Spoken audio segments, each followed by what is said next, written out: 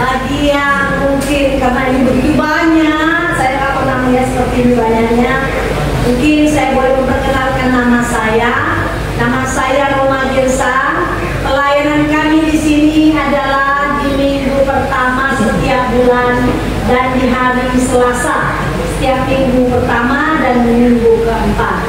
Saya berharap kita tetap terjalin hubungan persaudaraan. Meski kita tidak bersaudara sedalam darah, tetapi percayalah, ketika kita sama-sama beribadah, sama-sama menyanyi memuji Tuhan, ada beda sukacitanya, ada beda berkatnya, ada beda rasanya. Ya, sampai jumpa tahun depannya. Firman Tuhan hari ini ya, dengan tema kemuliaan bagi Allah dan damai sejahtera di bumi. Kalau kita mendengar firman ini, tadi sudah banyak sekali saya dengar liturginya. Liturgi yang menceritakan kelahiran, apa tujuan Tuhan datang ke dunia. Dan saya sudah mendengar juga kor, saya sudah mendengar juga vokal grup, dan saya merasa terberkati saudaraku. Dan melihat saudara-saudaraku semua di sini menghargai kehadiran Tuhan di dunia ini dengan berpakaian yang sangat rapi, luar biasa. Saya sampai lupa kalau saya hari ini di lapas. Tadi ngomong-ngomong sama ibu Elena, Bu katanya, mereka ini kayak pejabat semuanya Bu di depan ini yang pejabat. Saya aminkan saudara, tetapi percayalah Tuhan menginginkan engkau jadi pejabatnya Tuhan. Jadi siapapun yang sebentar lagi mendapat kabar sukacita remisinya, saudaraku, bersedialah engkau jadi pejabatnya Tuhan. Karena sukacitamu, damai sejahtera yang kau dapatkan dengan dunia ini, dengan uangmu, dengan rumahmu yang besar, dengan kesenanganmu, sangat berbeda, saudara. Ya, sangat berbeda dengan damai sejahtera, dengan sukacita yang daripada Tuhan. Jika kau tetap bersama Tuhan, percayalah, semua yang dunia ini merata. Itu ya. Haleluya. Ya. Kemuliaan bagi Allah dan damai sejahtera di bumi. Natal selalu berhubungan dengan sukacita dan tentunya dengan damai. Saya mau menceritakan ada seorang laki-laki yang dari awal pertama di hari pertama Januari sampai dengan hari tanggal 24 kemarin, dia sangat sibuk mencari rezeki. Dia cari rezeki sebanyak-banyaknya karena kehidupannya di tempat yang lalu sebelum dia mencari rezeki dan kehidupannya berlimpah. Dia adalah orang yang susah, orang miskin, orang yang selalu dihina. Bahkan masa remajanya dia nggak dianggap, saudara. Jadi dia istilahnya setelah dia mempunyai pekerjaan, mempunyai usaha, dia mau balas dendam. Balas dendamnya dengan apa? Saya harus kaya. Dengan cara apapun orang tidak boleh merendahkan saya. Amen. Saya tidak mau lagi miskin seperti yang sudah-sudah. Masa muda saya sangat miskin. Tak ada satupun teman mendekati saya. Tak ada satupun orang menghargai saya. Bahkan jika saya datang ke gereja, saya hanya ada di sudut-sudut karena baju saya tidak layak masuk ke gereja. Oleh sebab itu dia sangat bersemangat dari tahun ke tahun mencari uang. Apakah dia miskin? Enggak. Benar-benar dia berhasil. Dia jadi kaya raya. Bukan setahun ini dia kaya raya. Kalau itu sih bisa lebih itu namanya. Itu namanya seperti apa namanya itu, Aladin. Ada mau apa? Kasih 2-3 wanita. Yang pertama kasih saya rumah besar. Yang kedua istri yang cantik. Yang ketiga dia pikir yang ketiga tinggal satu-satunya. Dia bilang, terakhir berikan saya kemampuan apa saja yang saya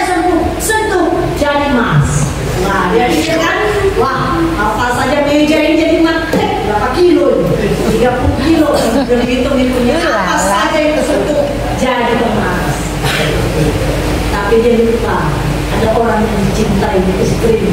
Lupa dia, "Ma, semua yang aku sentuh jadi emas. Sini Ma," dipeluknya istrinya, maka istrinya jadi emas. Soal hati saudara. Terus bapak-bapak bilang begini, saudara bilang, "Kan bisa ganti yang baru." Udah kayak kamu dia ada istrinya, itu kan stok lama. Mungkin dia 45 kilo, cari yang 55 kilo. Luar biasa ya. Nah, kembali ke cerita kami. Nah, laki-laki ini mencari uang sampai dengan tanggal 24. Kalau tanggal 25 Natal libur, uang dia tumpuk sudah banyak. Dia bilang, "Sudah capek saya kerja. Sudah capek saya mencari kerja, banyak uang dan uang saya sudah tumpuk. Sekarang saya mau healing." Sekarang istilah sekarang healing. Harus tahu kalian ya, healing. Apa? Healing itu mencari kesenangan ya. Pokoknya pelesiran, dia jalan-jalan ya. Kemudian dia healing. Kebetulan apa yang dia suka? Dia suka berlayar dan menikmati angin laut. Maka dengan uangnya dia pesan, dia sewa kapal besar, kapal pesiar ya. Dia masukkan di dalamnya semua makanan banyak. Dia pikirkan saya tidak akan kekurangan makanan. Kemudian dia berlayar. Dia seperti raja-raja minyak, dia menghirup udara. Beginilah rupanya hidup ini. Kalau kerja yang banyak kaya, inilah kenikmatan yang luar biasa. Maka dia berlayar ke sana. Nah, ada masa bosan Pak. Kemudian dia berlayar mungkin hampir seminggu. Tiba saatnya dia merasa bosan. Saya mau pindahlah, gak usah lagi naik kapal. Saya mau naik pesawat ke pulau yang lain. Tapi ketika dia bertukar pikiran, dia mau bertukar pikiran mau pulang untuk kembali, di tengah layarannya kena badai, opan, dia badai yang menyebutkan, sehingga dia tidak bisa lagi, tidak ada arah. Kalau namanya badai ya, layarnya udah nggak bisa lagi diarahkan kemana. Namanya badai kehidupan kita ini Pak. Aduh, udahlah bolak lah semua bolak lah ya Pak ya. Kalau badai kehidupan datang ya. Nah, Bapak ini udah bingung dia kemana kapal ini mau bergerak. Akhirnya dia berserah. Terserahlah kapal ini mau kemana. Dan terdamparlah dia di pasir yang ada pulau kecil. Singkat cerita, dia terdampar di situ Pak. Masih ada makanan kapalnya, bersyukur dia masih ada kapalnya. Dan dia terdampar, dia turun dari kapalnya, dia ada di pulau itu. Dan di pulau itu dia ada sendirian. Hari demi hari dia masih makan, masih ada makanannya. Apa? Kita ini kalau masih aman, masih bisa bayar utang, masih bisa beli beras, aman-aman aja itu kita ya Pak ya. Ya pusing kepala. Nah dia masih begitu. Tapi ketika dia sendiri Pak, dia mulai bingung. Sudah hampir 1 bulan dia disitu, tidak ada yang tolong. Mulailah dia merenung. Sebenarnya apa yang tujuan hidupku ini? Uangku banyak, makan tidur aku di sini. Tapi sebenarnya apa tujuan hidupku? Kadang kita kalau dalam keadaan badai datang dan kita dikasih waktu sendiri, di situ baru merenung. Kalau kita sibuk Pak dengan usaha kita, dengan cuci kita, dengan kegiatan-kegiatan kita yang pokoknya jadi lupa apa tujuannya ya. Nah Bapak ini baru memikirkan tujuan hidup saya sebenarnya. Bahkan itu pulang lagi ke tempat semula, dia udah tahu jalannya. Di situ dia berurusan dengan Tuhan. Biasa kalau sudah istilah bahasa Medannya kepepet, tahu kalian kepepet, udah ada jalan kiri kanan gak ada muka belakang ada. Barulah datang kepada Tuhan. Berlutut lagi. Dan tanggal 25 dan dia Natal lagi. Dia bilang, oh Tuhan, ampunilah dosa. Uangku memang banyak Tuhan, tapi kalau aku sendirian di pulau ini, untuk apa Tuhan? Apa tujuan itu? Nanti kalau saya Januari mencari lagi uang, itu aja kerjaku. Baru sekarang lah aku mau tanya tujuan hidupku apa. Bersyukur aku tak mati Tuhan. Kalau badai itu menghantam di kapal, matilah aku kayak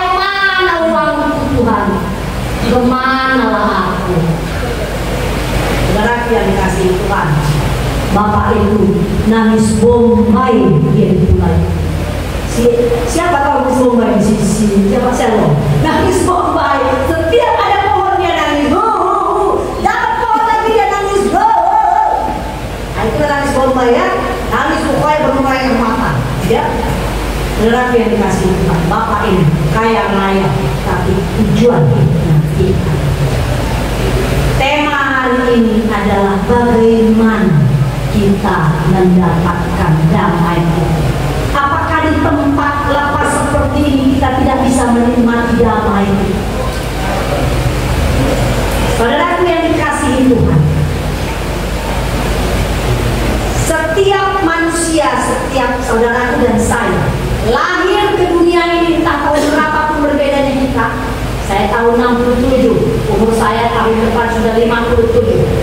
Tuhan punya urusan misinya terhadap saya dan kita. Ada misi Tuhan terhadap masing-masing kita lahir ke dunia ini. Enggak asal jeprot, lahir udah besar aja kita ngapain? Enggak, saudaraku. Ada tujuan Tuhan dan misi Tuhan setiap kita lahir ke dunia. Jangan bilang, tapi apakah misi Tuhan seperti aku seperti ini, terhina, teraniaya, tidak ada uang, susah? Gak ada stok Tuhan kayak gitu. Stok Tuhan damai sejahtera, sukacita. Yang kerjaan kita yang membuat kita susah, saudaraku. Ya, Tuhan gak kasih kita susah ya, saudaraku. Ya, jadi begitu juga dengan Tuhan Yesus. Dia lahir ke dunia ini, dia diberikan Tuhan Yesus, Allah memberikan Yesus Putra Tunggal ke dunia ini. Bukan gak ada kerjaan, bukan gak ada tujuan. Tujuannya adalah untuk menjumpai saudara dan saya, untuk memelihara kehidupan kita, untuk kita bisa terkoneksi langsung kepada Allah Bapa. Karena hanya Yesus satu-satunya jalan kita berkoneksi kepada Allah Bapa. Allah Bapa itu kudus, gak bisa kita sentuh, saudara. Kita ini sangat kotor dengan perbuatan apapun. Kita bahkan tiap minggu di gereja juga tidak membuat kita bisa layak kepada kita. Tidak ada. Ya, jadi tujuan Tuhan menjumpai saudaraku dan saya, melawat dan yang paling utama menyelamatkan kehidupan. Menyelamatkan. Kata selamat adalah kita aman, kita terhindar dari kehidupan yang luar biasa yang mengerikan yang menjadikan dunia ini ya. Jadi oleh karena itu kita harus percaya dan mengaku dan berseru Yesus adalah Tuhan dan Juru Selamat kita ini. Yang pertama kita harus berdamai dengan Allah kita. Apakah kita bisa berdamai dengan perbuatan baik kita, saudara? Tidak bisa. Karena apa? Karena kita sangat kotor dan hati nurani kita tidak bersih, jahat. Kita selalu melakukan hal-hal yang jahat, sehingga itu berseberangan dengan kehendak Allah untuk menciptakan menghadirkan kita di bumi ini. Kehendak Dia, misinya Tuhan menciptakan kita untuk hadir di dunia ini, untuk menjadi alatnya, menyenangkan hati Tuhan, menjadi duta, wakilnya Tuhan. Kalau ditanya kau percaya dengan Yesus, percaya. Tapi kehidupan kita mempermalukan Tuhan. Kita tidak bisa merasakan damai sejahtera.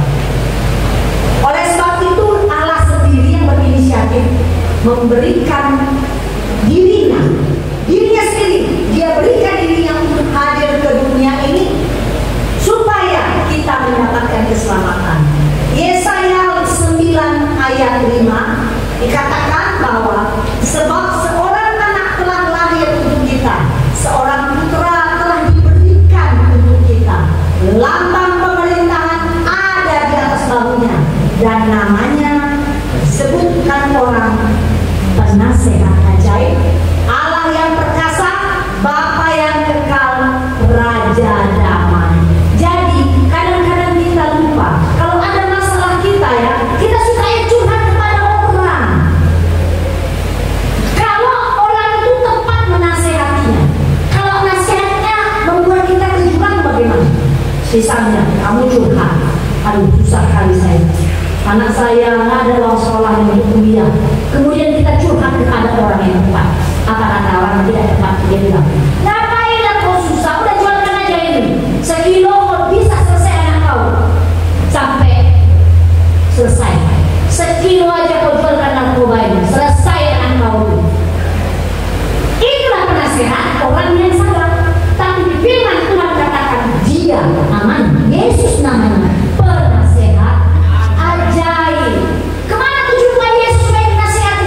Berdoa, baca Alkitab itu, datang ke gereja tiap minggu, baru kau tahu tentang apa yang Tuhan kasih sama untuk dalam hidupmu. Ya, jadi bukan mencari penasehat yang enggak, ya. Damai dengan Allah berarti kita kan berdamai dengan Allah. Damai dengan Allah, saudaraku, ayo selesaikan tahun ini, niatkan dalam hatimu, tinggalkan dosa itu, bertobatlah, karena ada hari-hari yang Tuhan siapkan buat kita. Kalau terang gak bisa bersatu dengan gelap, saudaraku. Tuhan itu rancangannya itu terang. Jadi dia pengen memberikan kepada kita hari-hari yang luar biasa. Dia pengen memberkati kita, dia pengen membuat hidup kita luar biasa, pengen membuat keluarga kita, anak-anak kita luar biasa. Tapi kalau kita tetap hidup dalam gelap, saudaraku, bagaimana itu nyampe? Gak nyampe ya. Dan hati nurani kita telah dibersihkan dari hati nurani yang jahat. Jadi rasa bersalah kita oleh karena perbuatan kita yang ajaib di tahun-tahun yang lalu, bulan-bulan yang lalu, tahun ini, perbuatan-perbuatan jahat kita yang ajaib itu sudah dilimpahkan kepada Yesus. Itu kabar baiknya hari ini. Ketika engkau merasa hidupmu terlanjur dan tak terampuni, kata-kata yang paling indah kita dengar di Natal ini semuanya sudah dilimpahkan kepada Yesus. Karena Yesus datang ke dunia ini memberikan rasa damai, hati kita tidak gelisah, saudara. Bagaimana mungkin hati yang gelisah bisa berdoa? Tidak bisa. Ya. Oke. Nah, yang kedua, berdamai dengan apa lagi? Yang pertama, berdamai dengan Allah. Kita harus bertobat, tinggalkan semua itu. Saya tadi cerita di awal bahwa orang kaya, uang tidak menjanjikan ada rasa tenang, ada rasa damai di hati. Kemudian berdamai dengan juga lah, ngapain ke orang ini dulu, ini di sini, ke orang nanti, ini dulu, berdamai dengan diri sendiri. Dampaknya apa? Kenapa loh? Apa belum damai kau dekmu? Berdamai dengan diri sendiri, ya. Memang gak gampang. Ya, kadang-kadang yang menuduh kita bukan orang lain, diri kita dengan pikiran dan hati kita. Apa ngapainlah kau tidak bisanya kau kayak gitu, banyak kali dosa muda dan dosa munafik. Kita sendiri yang mengintimidasi diri kita. Karena apa? Kita biarkan iblis yang bicara, bisi-bisi dia kuping kita, menyak-menyak. Kata iblis, kau kasihlah kuping kau ini sama iblis nih kuping. Mantapkan bisikan iblis. Kau kasihlah kupingmu. Ketika kau kasih kupingmu sama iblis, kau tidak bisa damai dengan hati. Saudara yang dikasih Tuhan, dampaknya apa kalau kita sudah berdamai dengan diri kita? Kita bertumbuh hari-hari kita berbeda. Lihatlah mukamu sebelum kau menerima Yesus. Lihatlah wajahmu sebelum kau mengenal Yesus di tempat itu. Ngeri, serem, nggak ada senyumnya, kecut, apalagi pelit, apalagi kau ngeri pokoknya ya. Jadi saudara yang dikasih Tuhan, tidak ada pikiran positif. Sikit-sikit aja bapak dengan ini bisik-bisik tengoknya saya. Oh ini masih percaya, dia mau bisik saya nih. Masih menceritakan saya. Padahal mereka menceritakan bagi kasih orang enak kali hari ini ayat itu ya. Ini yang diceritakan mereka, tapi karena saya nggak beres, yang saya pikir adalah mereka menceritakan saya. Marah, kecewa, sakit hati, terus meleleh nama saya, begitu saya. Saudara yang dikasih Tuhan, yang paling berat berdamai dengan diri sendiri. Buang kecewaan supaya kita bisa menemukan jati diri.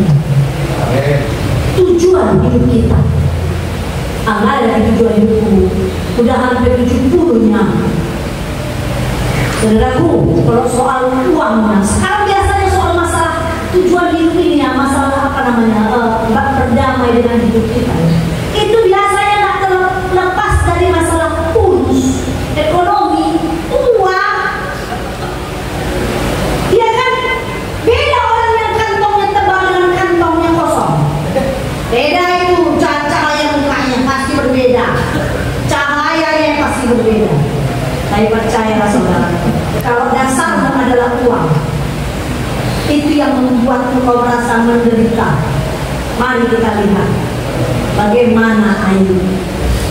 Itu Ayub ada di kisah di Alkitab, bukan dongeng. Makanya kalau ada Alkitab baca sekali-sekali soal penderitaan. Apa yang dialami si Ayub? Ayub kehilangan anaknya, saudaraku. Kemudian kehilangan apalagi kambing dombanya, hartanya. Kemudian kehilangan apa lagi itu? Kehilangan apa lagi? Semua hilang. Terakhir urian dia, bolongan badannya. Kalau masih kehilangan barang-barang, kita masih pikir kita takut punggung atau tulang tidak kerja, minimal aku bisa tidak kerja di sini. Udah bisa kan? Tapi yang namanya bolongan, urian, jorok, nggak ada yang mau dekat, bau lagi.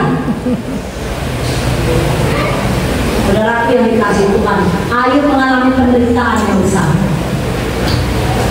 Tapi dalam penderitaan itu ya, dia mengalami Tuhan. Kalau di lapas ini engkau saudaraku mengalami penderitaan yang tak terkatakan, jadilah seperti Ayub, alami Tuhan.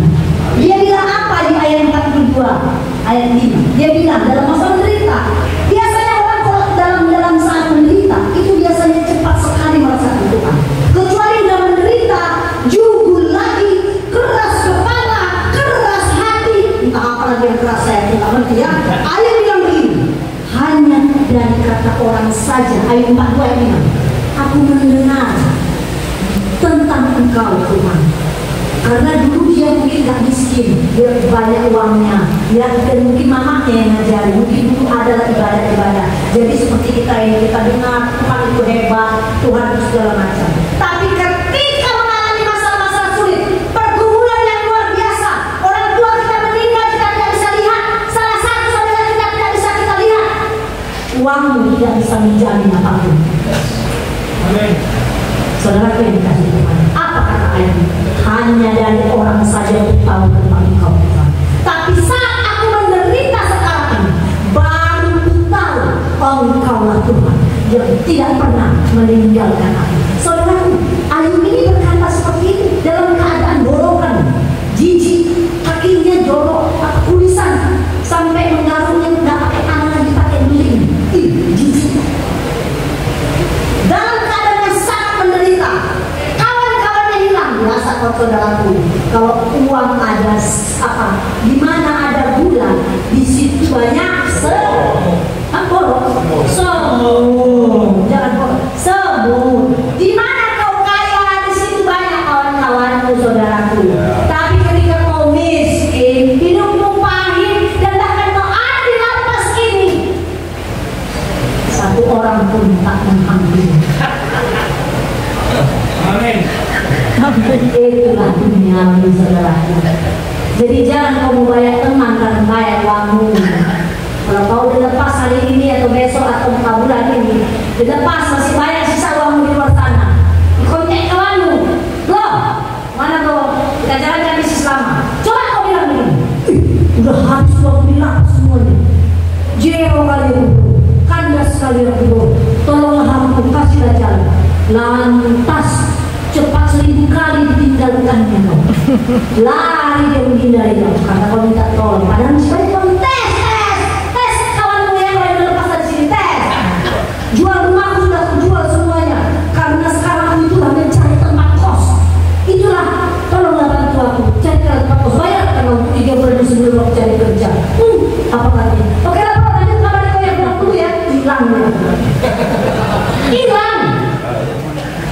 Saudara yang dikasih Tuhan, berdamai dengan diri kita, karena diri kita saja yang menentukan kita mau bahagia atau enggak, kita mau tenang atau enggak, kita mau suka cita atau enggak. Nggak ada orang yang bisa membuat suka cita, meskipun kau diangkat sebagai pimpinan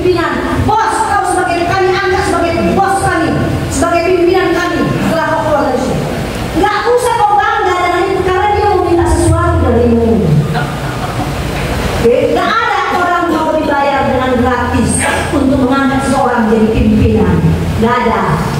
Ya. Tapi kalau kau jadi pemimpin di mata Tuhan, maka merek Casio barang-barangmu akan menjadi milik. Apa merek Casio? Merek Casio barang-barangmu. Baju mau dikasih orang, sepatu mau dikasih orang. Gak bisa melayani. Ongkos mau dikasih orang. Ada ceritakan, makanya yang gak pernah gereja datang. Ada ceritakan banyak merek Casio yang lain. Yang ketiga, berdamai dengan sesama. Ya, itu sama. Ya, ayo saudaraku, yang kemarin sakit hati, yang kemarin merasa dikucilkan, yang kemarin tidak dikasih kue sama kawannya, makanannya, yang kemarin pokoknya segala sesuatu yang berhubungan dengan sesama kawan-kawan kita di lapas ini, ayolah selesaikan. Saya percaya kalau kau sudah selesai dengan dirimu, sudah berdamai dengan dirimu, perkataan-perkataan yang menyakitkan orang itu jadi lawak-lawak buatmu. Ya iya, karena udah gak ada lagi dendam, gak ada lagi simpan. Pandok ini masih apa bahasa kalaunya Pak? Bila aja orang mau bahasa kalaunya ada tempe. Aku guru baru, tahu aku. Ate munje. Nah, tersinggung dia. Karena udah damai dalam hatinya. Suka kau di situ. Apa kau bilang suka aku? Kembalikan ke mulutmu. Kau cakap kotor sama aku tak bisa kotor lagi. Ku kembalikan kepadamu. Bukan milikku. Saudara tidak dikasih. Itu baru ada damai yang sempurna. Tidak gampang, tapi percayalah, kalau kita sudah berdamai dengan diri, kita dapat mengampuni saudara. Easy untuk mengampuni. Saya cerita sedikit masalah saya beberapa bulan yang lalu, sampai endingnya tanggal 15 kemarin. Ya, soal tanah, soal tanah yang meninggal, saya ceritakan sini. Sudah ya kan? Sudah ceritakan, ending saya kembalikan uang panjangnya Pak. Sudah kan? Harus saya kembalikan. Dan orang yang menghubungi saya, bahkan keluarga saya dari oknum ya satu-satu itu, yang selama ini merancangkan yang jahat, sesuatu yang membuat hal yang tidak baik. Ketika dia terakhir kali ketemu sama saya, bahkan disuruhnya istri yang pikirnya saya marah kali, rugi kali saya marah, emosi saya hilang, ibu saya turun, dia nggak bayar apa-apa, dia nggak kasih saya vitamin, kenapa? Saya marah. Disuruhnya istri menceritakan sebenarnya begini ya, nggak ada maksudnya mereka itu loh. Oh, saya bilang saya sudah melepaskan pengampunan. Ini Natal saya mau sukacita.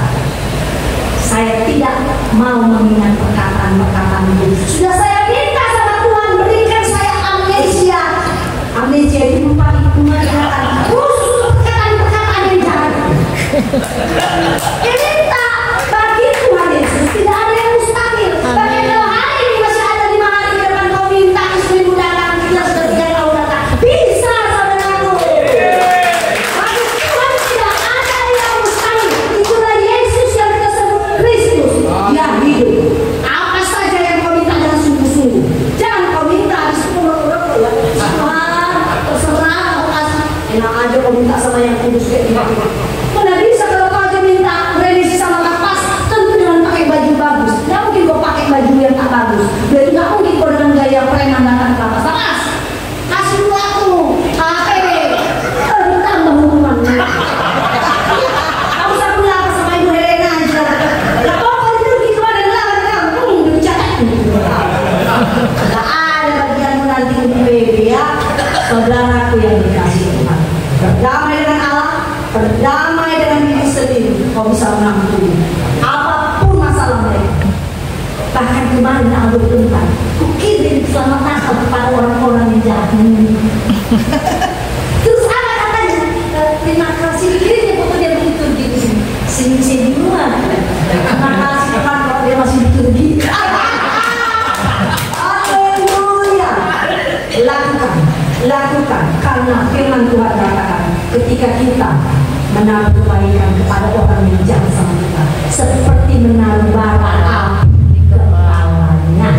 Bukan saya yang bilang, firman Tuhan. Orang ATM. Asal jangan ATM itu Tuhan bola kita. Kalau Tuhan suka sama kita, nggak perlu disepaknya kita udah tahu. Ada juga kalau suka jawab kita nyanyi. Ini sekali lagi suka muncul. Mulai hari ini dia kasih Tuhan itu suka sama kita. Jangan kita suka sama orang, suka sama diri kita. Suka-sukalah Tuhan sama kita. Tidak hanya kita kepada rumput suka-sukanya. Gak mungkin Tuhan itu dibuatnya kita menderita, nggak ada. Itu pilihan kita ini. Ya. Kasih kamu ada diri kan bisa kan? Saya undang bagi diri kita sukacita sama Tuhan.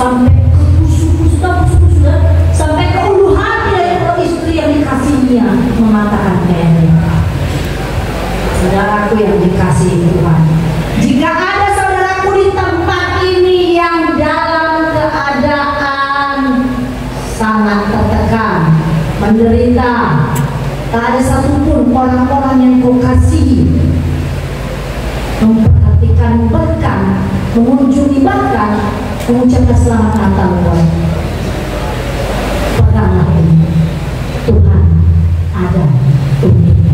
Amin. Jangan cari apapun yang menyenangkan hati. Jangan kau minum minuman tua untuk bisa menyenangkan sebentar saja.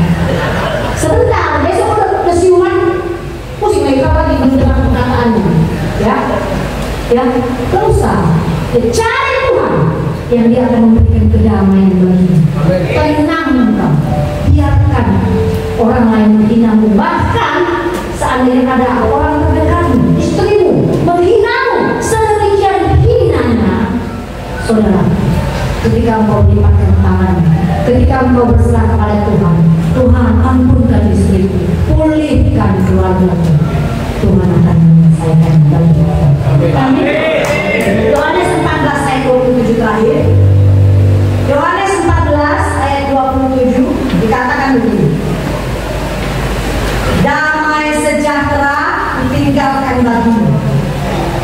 Damai sejahtera kuberikan kepadamu, dan apa yang kuberikan tidak seperti yang dunia berikan kepadamu.